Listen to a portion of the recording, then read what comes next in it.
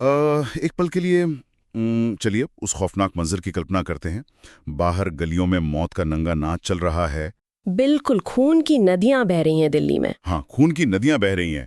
हाहाकार मचा हुआ है और आसमान जलते हुए घरों के धुएं से मतलब पूरी तरह से काला हो चुका है। लेकिन उसी समय महल के अंदर कुछ और ही चल रहा था। एकदम सही, महल के अंदर एक क्रूर विजेता एक ऐसा मनोवैज्ञानिक खेल खेल रहा है जिसकी शायद ही किसी ने कभी कल्पना की हो। आज की इस गहन चर्चा का विषय बहुत ही खास है और बहुत ही विचलित करने वाला भी है। बिल्कुल। हमारा उद्देश्य महान लेखक मुंशी प्रेमचंद की एक ऐतिहासिक कहानी है, परीक्षा। तो इसके पन्नों में उतरकर ये समझना है कि कैसे अत्यधिक सुख सुविधाएं, विलासिता और आराम मतलब एक पूरे के पूरे साम्राज्य को अंदर से खोखला कर देते हैं। सही कहा आपने। ये सिर्फ एक कहानी नहीं है, बल्कि एक पूरा का पूरा मनोवैज्ञानिक विश्लेषण है। हाँ, और इस चर्चा का केंद्र कहानी का वो हिस्सा है जहां नादिर शाह दिल्ली में भयानक कत्लेआम मचाने के बाद मुगल शाही महल में प्रवेश करता है। तो चलिए इस स्रोत सामग्री के पन्नों को पलटते हैं और इतिहास के इस सबसे खौफनाक मनोवैज्ञानिक परीक्षण को गहराई से समझते हैं। इस कहानी का जो ऐतिहासिक और मनोवैज्ञानिक ताना बाना है ना, वो इंसान की फितरत का एक बहुत ही कड़वा सच उजागर करता है।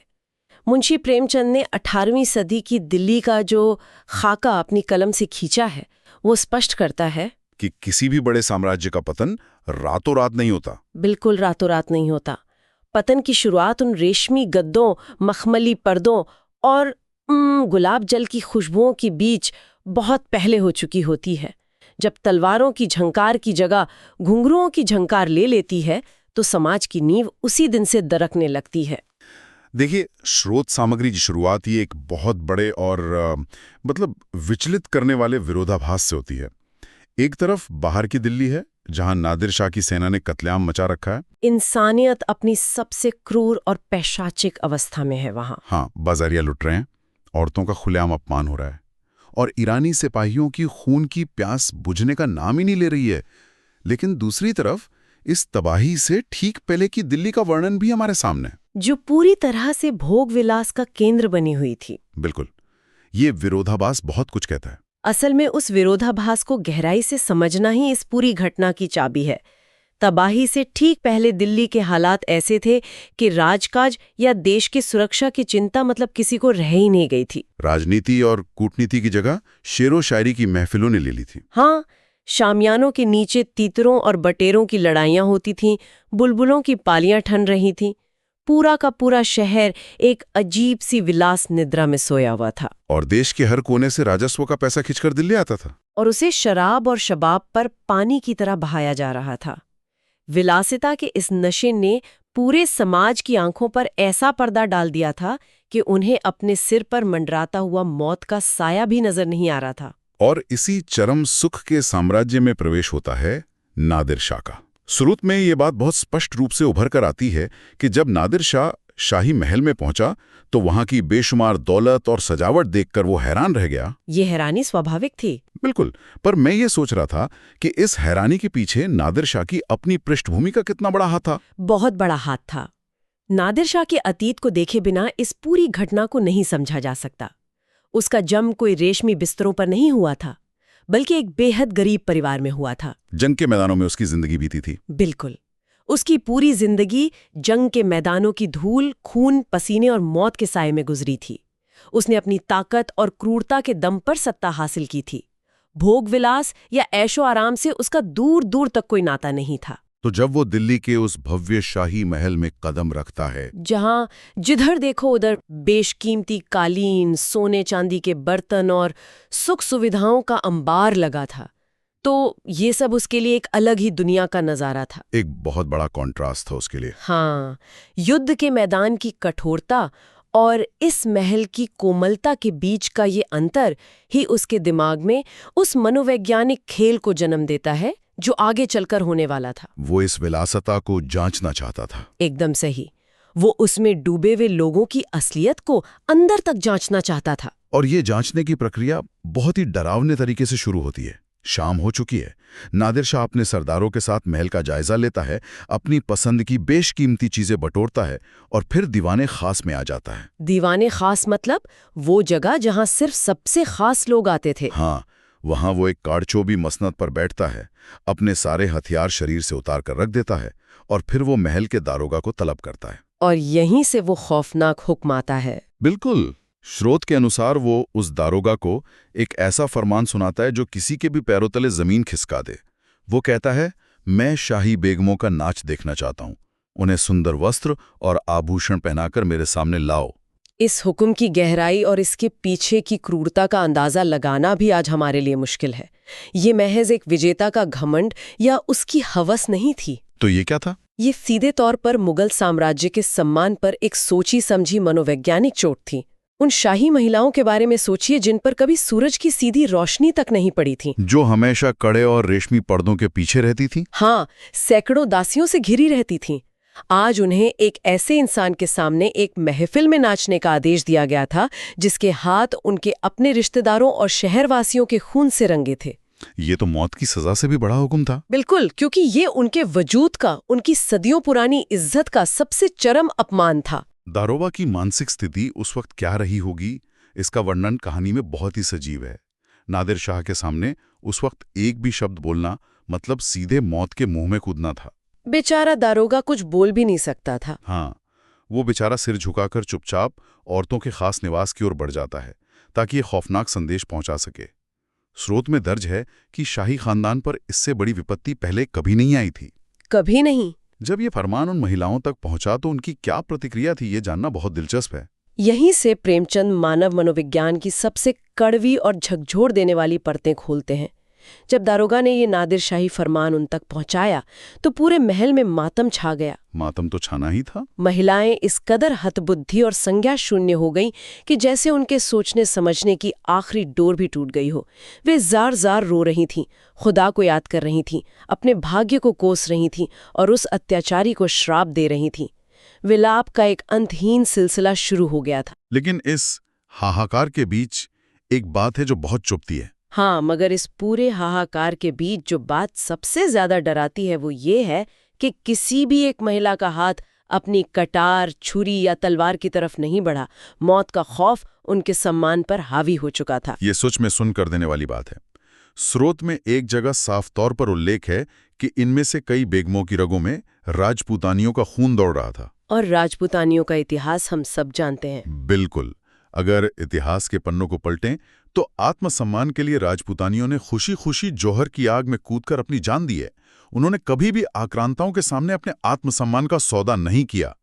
तो फिर इस महल के अंदर उस महान खून का असर कहाँ गायब हो गया? उस असर को विलासिता की दीमक चाट चुकी थी। प्रेमचंद का जो सबसे गहरा और कालजयी विचार इस कहानी से उभरता है वो यही है कि सुख भोग की लालसा आत्मसम्मान का सर्वनाश कर देती है। सुख भोग की लालसा आत्मसम्मान का सर्वनाश कर देती है।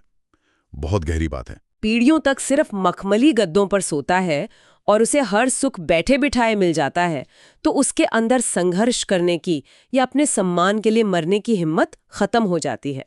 आराम इंसान को भीतर से इतना खोखला कर देता है कि शारीरिक कष्ट का जरा सा भी विचार उसे कंपा देता है। मतलब मौत या दर्द का डर सब कुछ भुला देता है। हाँ, इन बेगमों के लिए अपनी जान देना या उस जालिम का विरोध करना उसके सामने नाचने से ज्यादा डरावना विकल्प लग रहा था।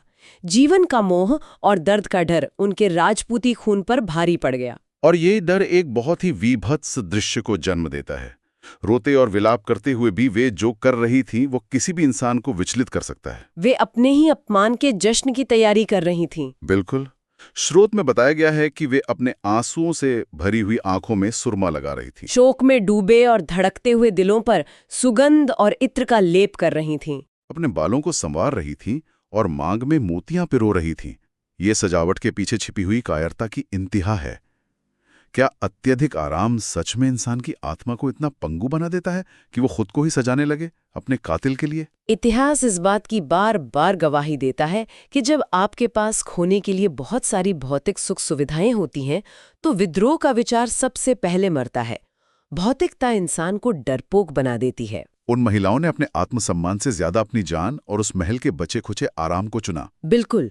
वो ये मान बैठी थीं कि शायद ये हुक्म मान लेने से उनकी जान बख्श दी जाएगी, और इस झूठी उम्मीद में महज 1 घंटे के भीतर पूरे भारी आभूषणों से सजी हुई बेगमें और गुलाब की तेज खुशबू बिखेरती हुई वे सभी बेगमें छमछम करती हुई दीवाने खास में नादिर शाह के सामने आकर खड़ी हो गईं। जिस इज्जत को सदियों से पर्दों के पीछे छिपाकर रखा गया था, वो आज एक क्रूर लुटेरे के सामने नीलाम होने के लिए खड़ी थी। दीवाने खास का वह दृश्य जहां ये परीक्षा अपने चरम पर पहुंचती है, किसी भी सस्पेंस थ्रिलर से कम नहीं है। बिल्कुल।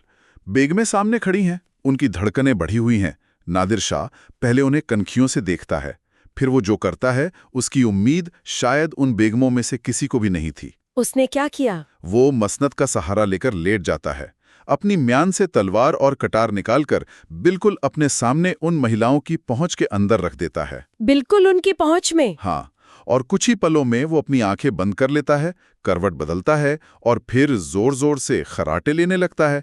वो पूरी तरह से गहरी नींद में सोने का नाटक कर रहा था। ये नादिर शाह की कूटनीति और मानव मनोविज्ञान की गहरी समझ का एक मास्टर क्लास है। वो सिर्फ एक खून बहाने वाला आक्रांता नहीं था, वो एक बहुत ही चालाक रणनीतिकार था। उसने जानबूझकर अपनी सबसे खतरनाक चीजें अपने सामने रख दी। हाँ, अपनी तलवार और अपनी कटार उन महिलाओं के बिल्कुल सामने रख दी और खुद को पूरी तरह से निहत्था और असुरक्षित स्थिति में डाल दिया।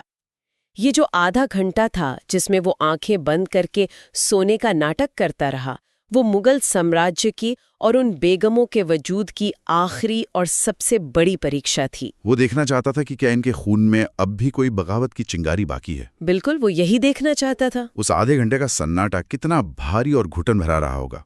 बेगमें दीवार पर बने किसी चित्र की तरह चुपचाप सिर झुकाए अपनी जगह पर जमी रहीं। स्रोत में बताया गया है कि उनमें से कुछ जो थोड़ी ढीठ थीं, वो अपने घूंघट की आड़ से नादिर शाह के उस भारी भरकम और डरावने शरीर को देख रही थीं। और वे आपस में बहुत ही दबी हुई आवाज में फुसफुसा रही थी कि कैसा भयंकर रूप है, ये कोई इंसान है या कोई देव।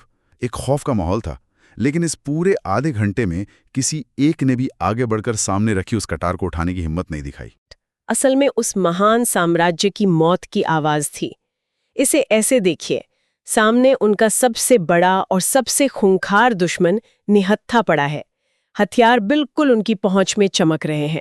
बाहर उनकी आवाम को गाजर मूली की तरह काटा जा रहा है। और अगर वे चाहती, अगर उनमें रत्ती भर भी साहस होता, तो उनमें से कोई एक आगे बढ़कर एक ही झटके में दिल्ली को इस कत्लेआम से आजाद करा सकती थीं। वे अपने और अपने लोगों के अपमान का बदला ले सकती थीं। लेकिन वे सिर्फ खड़ी रहीं। वे भेड़ों के एक झुंड की तरह एक दूसरे से सटकर खड़ी रहीं। उनके दिलों में सिर्फ ये खौफ था कि जब ये जालिम अपनी नींद से उठेगा और उन्हें नाचने गाने का हुक्म देगा, तब उनकी क्या गत होगी।